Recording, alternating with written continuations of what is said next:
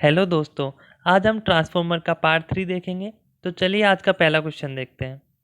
Which of the following does not change in an ordinary transformer. दोस्तों यहाँ पे हमसे पूछ रहा है कि ऑर्डिनरी ट्रांसफॉर्मर में कौन सी चीज़ चेंज नहीं होती। ये तो बहुत ही इजी क्वेश्चन है दोस्तों। ऑप्शन ए आपका यहाँ पे करेक्ट हो जाएगा। फ्रीक्वेंसी जो होती है हमेशा कांस्टेंट होती है, इसलिए हम कहते हैं कि जो ट्रांसफॉर्मर है वो एक कांस्टेंट फ्रीक्वेंसी डिवाइस है जो पावर को ट्रांसफ़र करता है प्राइमरी से सेकेंडरी में। तो ऑप्शन ए आपका यहाँ पे करेक्ट है। नेक्स्ट क्वेश्चन देख लेते हैं। The path of the magnetic flux in transformer should have. Option है आपके यहाँ पे high reluctance, low reluctance, high resistance and low resistance. दोस्तों यहाँ पे हमसे कह रहा है कि जो मैग्नेटिक फ्लक्स का जो पाथ होता है तो उसका रेजिस्टेंस या रिलेक्टेंस हाई होना चाहिए, लो होना चाहिए।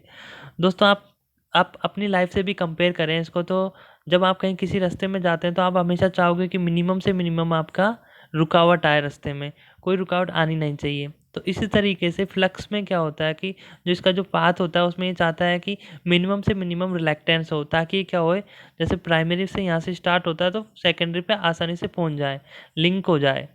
तो इसमें ऑप्शन बी आपका करेक्ट हो जाएगा, लो रिलेक्टेंस।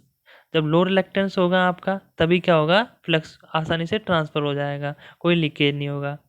नेक्स्ट क्वेश्चन देखते हैं। A transformer can have zero voltage regulation at options है leading power factor, lagging power factor, unity power factor and zero power factor. दोस्तों जो जीरो वोल्टेज रेगुलेशन वो होता है वो हमेशा हमारा लीडिंग पावर फैक्टर पे होता है। इसके लिए हम एक कंडीशन और देख लेते हैं। आपने वोल्टेज रेगुलेशन का एक फॉर्मूला पढ़ा होगा, R per unit cos phi plus minus X per unit sine phi. ये ट्रांसफार्मर के केस में होता है। दोस्तों यहाँ पे आर और एक्स जो है ये पर यूनिट वैल्यूज हैं, और जो प्लस होता है हमारा ये लेते हैं हम दोस्तों लैगिंग के लिए। अगर लैगिंग लोड है आपका तो इसको यहाँ पे प्लस यूज लेंगे, और यहाँ पे जो माइनस है ये हम लेते हैं लीडिंग लोड के लिए। अभी हमने देखा है कि दोस्तों जो जीरो वोल्टेज रेगुलेशन होता है वो हमारा लीडिंग पावर फैक्टर पे होता है, इसलिए हम माइनस यूज में लेंगे और वोल्टेज रेगुलेशन की वैल्यू जीरो पुट करेंगे, क्योंकि हम जीरो वोल्टेज रेगुलेशन की बात कर रहे हैं। तो ये फॉर्मूला कुछ इस तरीके से हो जाएगा आपका, R per unit cos phi minus X per unit sine phi. दोस्तों अगर आप इसको और सोल्व करोगे तो आपका क्या आ जाएगा, यहाँ से मैं अगर टेन फाई निकालना चाहूँ तो मैं इस तरीके से लिखता हूँ, sine phi divided by cos phi is equals to R per unit divided by X per unit, और ये मेरा क्या हो जाएगा, टेन फाई। तो यानी कि दोस्तों यहाँ पे आपका निकल के क्या है, एक रिजल्ट निकल के आया। अगर जीरो वोल्टेज रेगुलेशन होता है तो आपका जो फॉर्मूले को सोल्व करोगे तो आपका आता है tan phi equals to R per unit divided by X per unit, ये आपका आता है। तो दोस्तों अगर यहाँ से आप इसको एक बार फिर से लिख लेते हैं दोस्तों अच्छे से, आपका आया tan phi R per unit divided by X per unit, ये आपका ये आया। अगर आप यहाँ से फाइव निकालते हैं तो यहाँ से आपका फाइव जो होगा वो आ जाएगा आपका tan inverse of R by X. मैं इसको आर बाय एक्स लिख रहा हूँ अभी। तो यानी कि जो फाई है हमारा, ये पावर फैक्टर एंगल है, वो आप यहाँ से निकाल सकते हैं। तो और इसके अलावा दोस्तों अगर हम इम्पीडेंस ट्राइंगल बनाएं तो ये आपका जेड होता है, ये आपका एक्स होता है, ये आपका आर होता है। तो दोस्तों फाई टेन फाई आपका आर बाई एक्स हो रहा है, और टेन का हमने फॉर्मूला पढ़ा, टेन थीटा जो होता है, यानी टेन, अभी फाई की बात करें तो इसको फाई ले लेते हैं। टेन फाई आपका क्या होता है, परपेंडिकुलर डिवाइडेड बाय बेस। तो दोस्तों अगर आपका आर यहाँ पे है और एक्स यहाँ पे है, यानी कि इस फॉर्मूले में जो आपका आर है ये तो आपका परपेंडिकुलर है, और परपेंडिकुलर हमेशा क्या होता है, एंगल के सामने होता है, यानी कि फाई एंगल यहाँ पे होगा।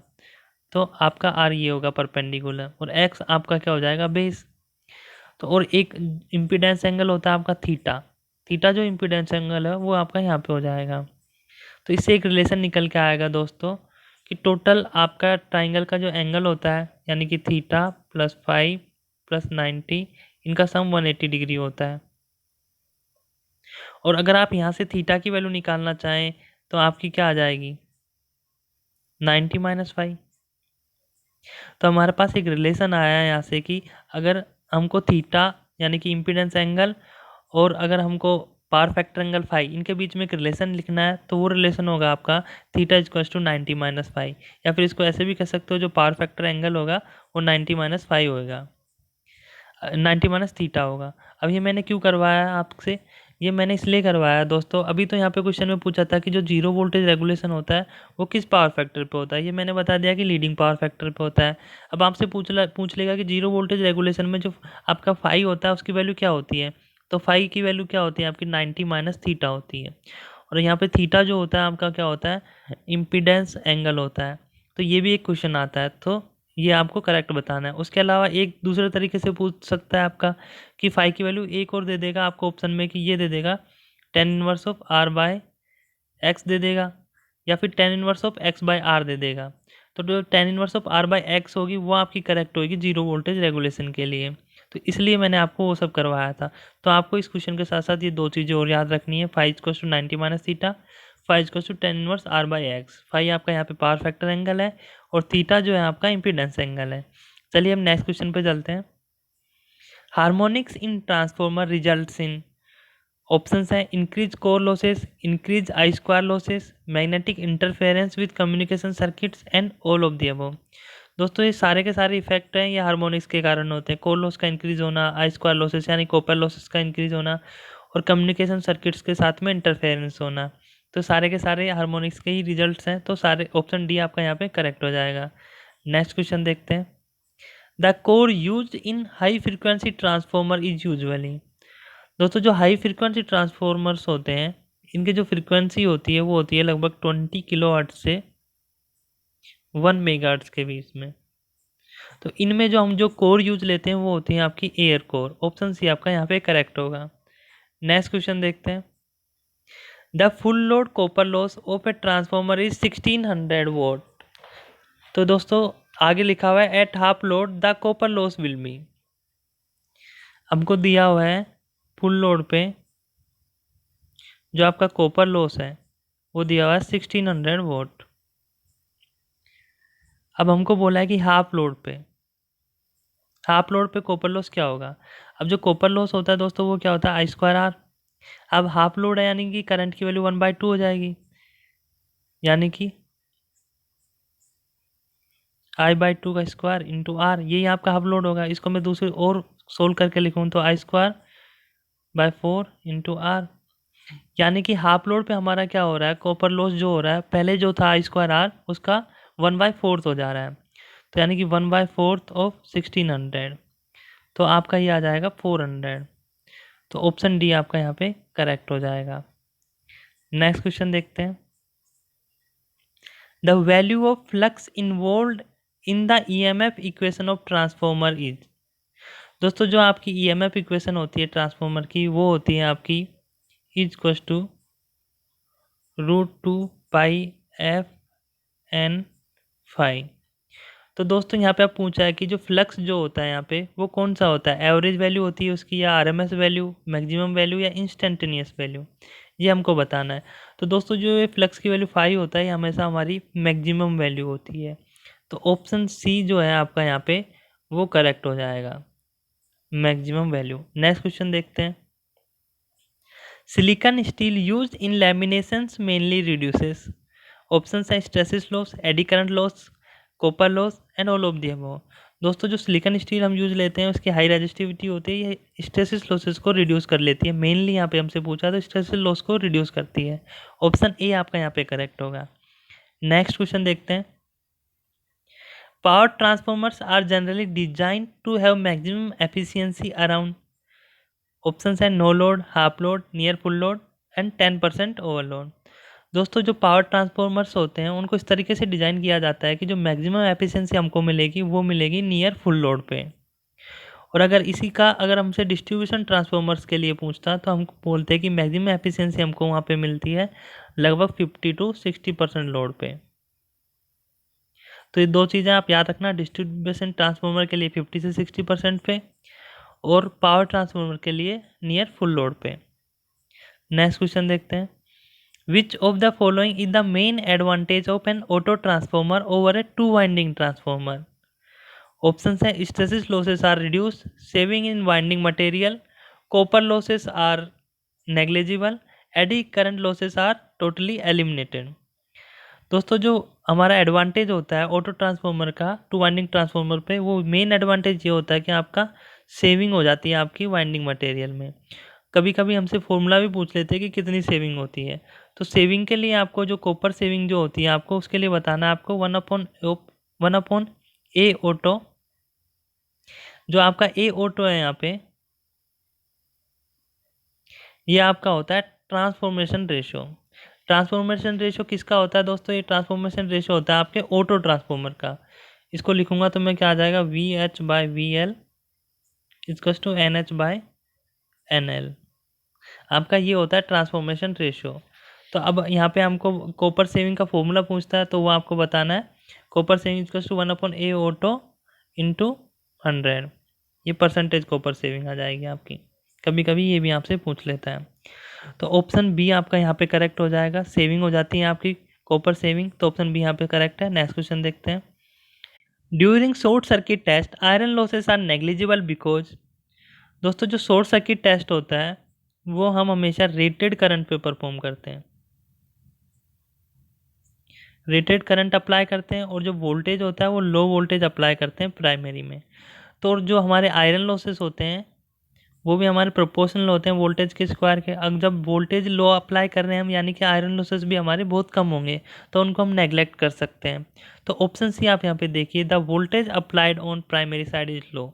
ये ऑप्शन आपका यहाँ पे करेक्ट हो जाएगा, क्योंकि जो अप्लाइड वोल्टेज होता है वो लो होता है, इसलिए हमारे आयरन लॉसेस को हम नेग्लिजिबल मानते हैं।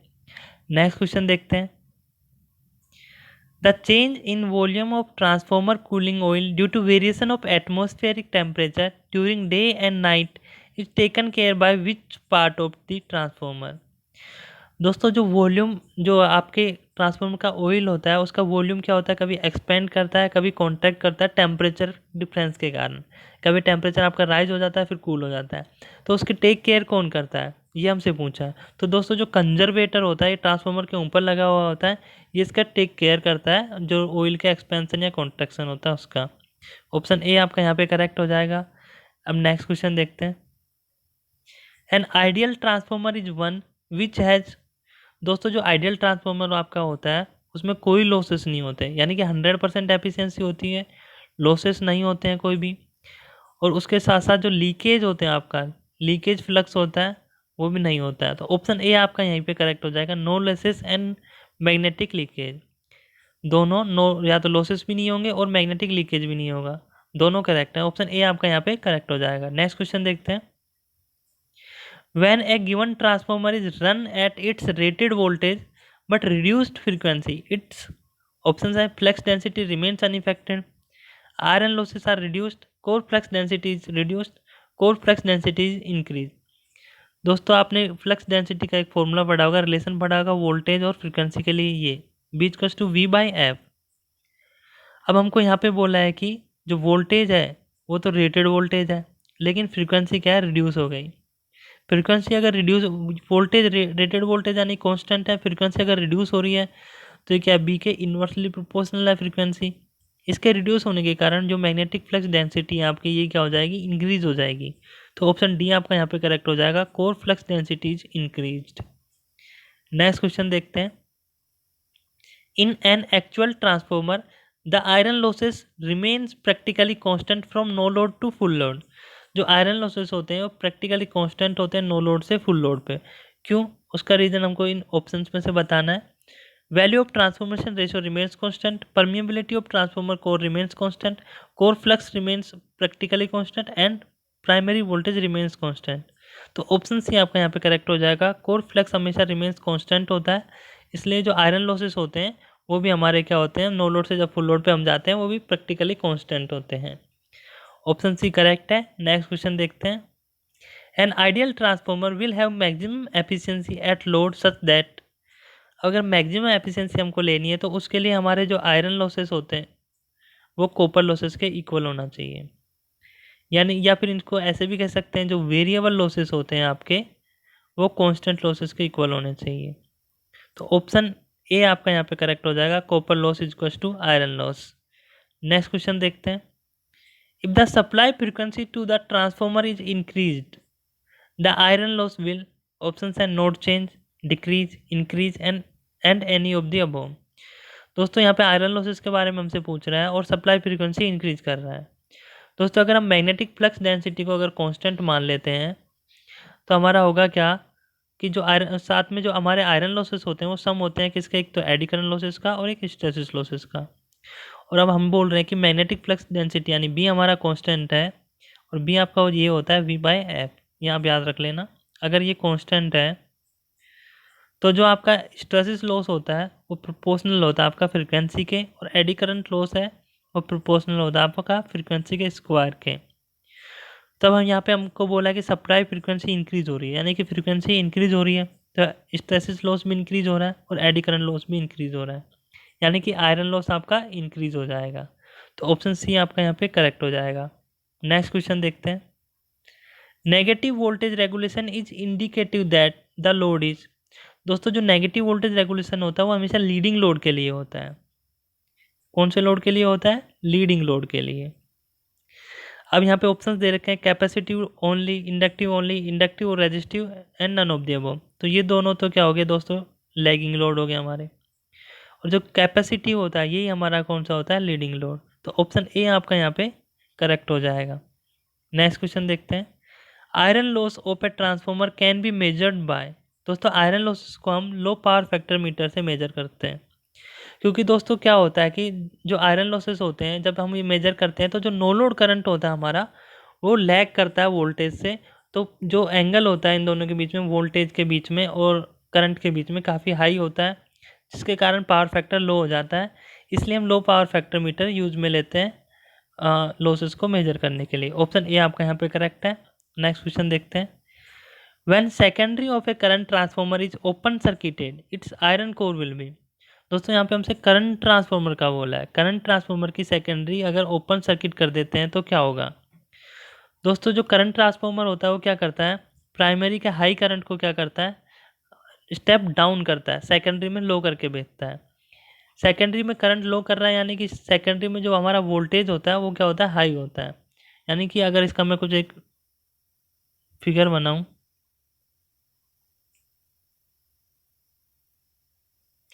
ये आपका करंट ट्रांसफॉर्मर है दोस्तों। यहाँ पे आपका हाई वोल्टेज होगा, यहाँ पे आपका लो वोल्टेज होगा।